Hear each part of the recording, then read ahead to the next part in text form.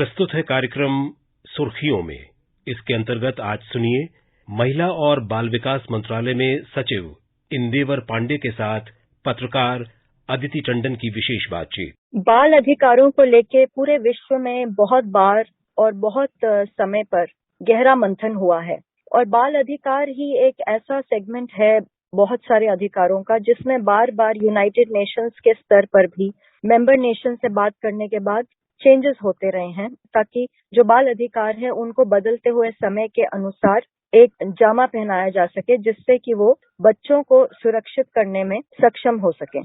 United Nations convention of child rights जो है वो एक ओवरऑल आर्चिंग अम्ब्रेला डेफिनेशन है चाइल्ड राइट्स की, जिसमें अलग अलग सेगमेंट्स में बाल अधिकारों की बात की गई है, जिसमें स्वास्थ्य से संबंधित अधिकार हैं, सर्वाइवल से संबंधित अधिकार हैं और भी अलग अलग तरीके के अधिकार हैं।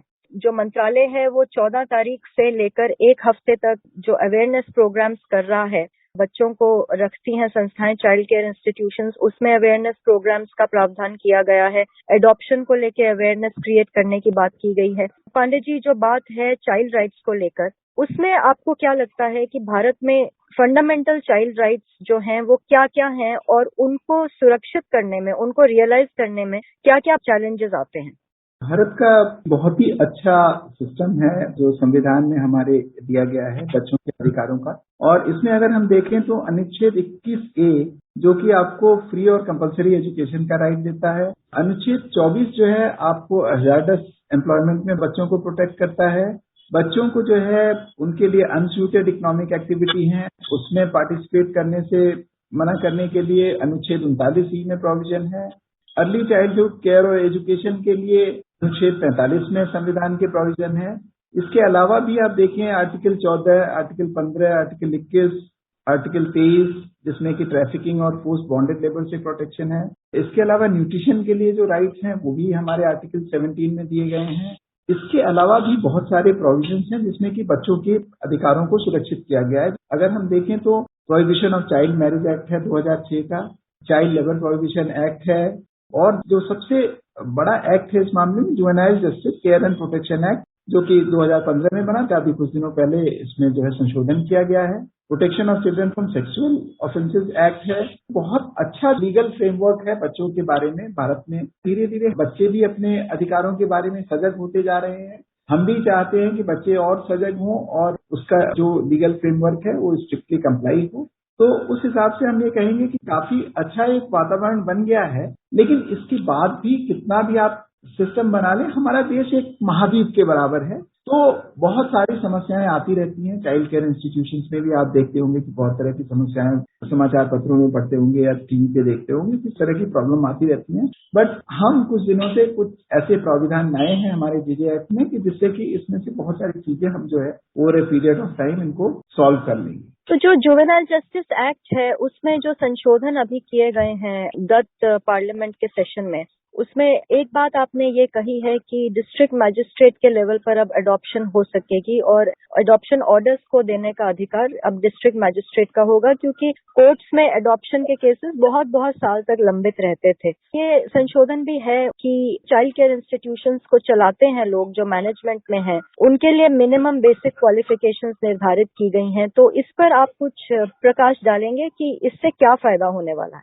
जुवेनाइल जस्टिस एक्ट में संशोधन किए गए हैं, ये बहुत दूरगामी परिणाम होंगे। तो आप देखें कि आज तक जितने लोग इन सब काम करते थे उनकी कोई क्वालिफिकेशन प्रिस्क्राइब नहीं थी, उनके किसी भी तरह की वेरिफिकेशन का प्रोविजन नहीं था।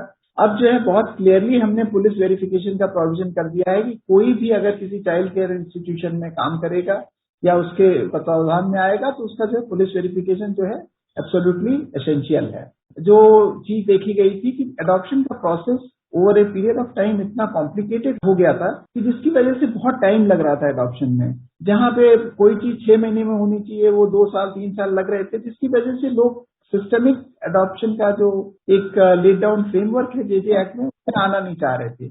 आज के दिन में अगर आप रजिस्टर करें हमारी जो वेबसाइट है कारा की केयरिंग्स बोल के पोर्टल पे, तो कम से कम 3 साल लगेंगे आपको किसी चाइल्ड को अडॉप्ट करने में। तो ये सब हमने देखा कि इसकी मेजर जो समस्याएं थी वो 3 जगह पे थी। एक तो चाइल्ड केयर इंस्टीट्यूशंस में, एक हमारे जो डिस्ट्रिक्ट चाइल्ड प्रोटेक्शन यूनिट्स हैं और चाइल्ड वेलफेयर कमेटीज में। एक बार ये तीनों अगर मिलके सारी समस्याएं क्लियर भी हो जाए, CWC से बच्चा क्लियर हो जाए, तो उसके बाद कोर्ट्स में बहुत टाइम लगता था। रूल्स में अब हम अमेंडमेंट कर रहे हैं इन सच वे ताकि पूरा प्रोसेस है उसको और भी शॉर्टन किया जा सके, और एडॉप्शन डिक्लेयर करने का राइट हमने डिस्ट्रिक्ट मजिस्ट्रेट को दे दिया है। इससे हम आशा करते हैं कि ये प्रोसेस जो है काफी सिंप्लीफाई हो जाएगा और काफी सहज हो जाएगा आज के कंपैरिजन। ये एक बहुत बड़ा चेंज है डीजे एक्ट में, जिससे हमारा विश्वास है कि इससे जो है एक बड़ी मदद मिलेगी उन पेरेंट्स को जिनके पास अभी बच्चा नहीं है और उन्हें किसी बच्चे को अडॉप्ट करना चाहिए। आपने कहा कि जेजे एक्ट पुराने सिस्टम में एडॉप्शंस को 3 साल लग जाते थे अगर केयरिंग कारा के माध्यम से आए, तो ये नए संशोधन के बाद आपका क्या एस्टिमेशन है कि कितना घट जाएगा टाइम एडॉप्शंस का? ज्यादा डिले अगर देखा जाए तो एक साइड पे हो रहा था कि बच्चों को फ्री करने में बहुत ज्यादा टाइम लग रहा था। एडॉप्शन के पहले बच्चे को लीगली फ्री करना होता है, उसका एक लेट डाउन सिस्टम है। उसमें बहुत सारी एजेंसीज इन्वॉल्व हैं और डिस्ट्रिक्ट लेवल पे वो कोऑर्डिनेशन नहीं हो पा रहा था समहाउ और अदर, जिसकी वजह से जहां पे टाइम लेट डाउन होता था 2 महीने, वहां पे 6 महीने लगते थे। हर स्टेज पे काफी टाइम लग रहा था। रफली हमने कारा में एनालिसिस करके देखा था, करीब जो नॉर्म था उससे 3 गुना समय लग रहा था। तो हमारा ये मत है कि एक बार जब ये सिस्टम इम्प्रूव हो जाएगा एंड अगर हम जो हमारी लेट डाउन टाइमलाइंस है उसमें अगर सारा ये प्रोसेस अगर कंप्लीट हो जाए, and since a coordinating machinery है डिस्ट्रिक्ट लेवल पे, डिस्ट्रिक्ट मजिस्ट्रेट जो कि सारे डिपार्टमेंट्स को in a way listen of the administration who can coordinate every part of the activity, ये काफी त्वरित हो जाएगा जो एंटायर एडॉप्शन का प्रोसेस है।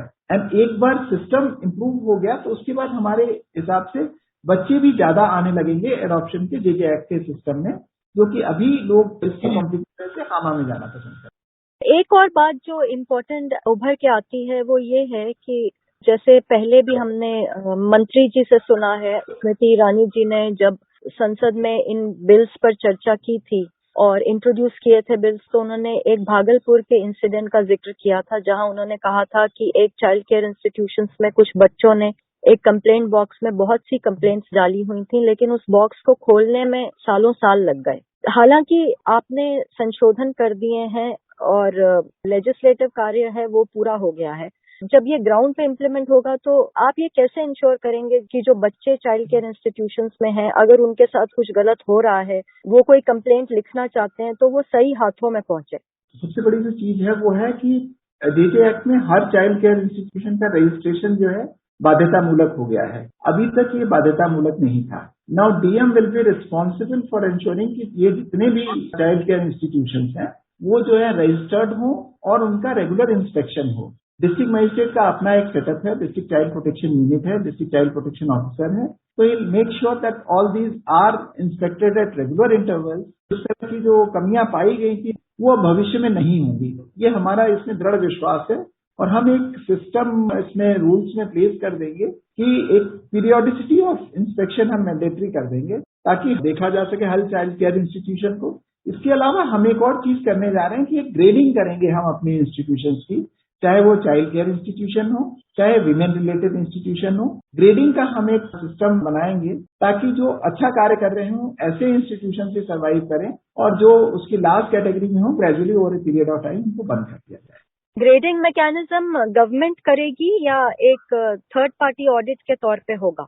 ग्रेडिंग का सिस्टम हम बनाएंगे, लेकिन नॉर्मली ये जितनी भी इस तरह की ग्रेडिंग्स होती हैं वो थर्ड पार्टी ऑडिट के थ्रू ही होती हैं, बिकॉज उसमें ऐसा नहीं दिखना चाहिए कि किसी तरह का बायस है या सिस्टम में किसी तरह का किसी के प्रति आकर्षण है, ये नहीं होना चाहिए। आउटसाइड एजेंसी अगर थर्ड पार्टी होगी तो hopefully that things will be much better. ये सिस्टम्स काफी सेट हैं बहुत सारे ऑर्गेनाइजेशन के, जैसे ISO के सर्विसेज के हैं, उस तरह से ग्रेडिंग बनाई जाएगी। हम इसको जितनी जल्दी हो सके शुरू करने की कोशिश करेंगे। आपके समय के लिए बहुत बहुत धन्यवाद। धन्यवाद।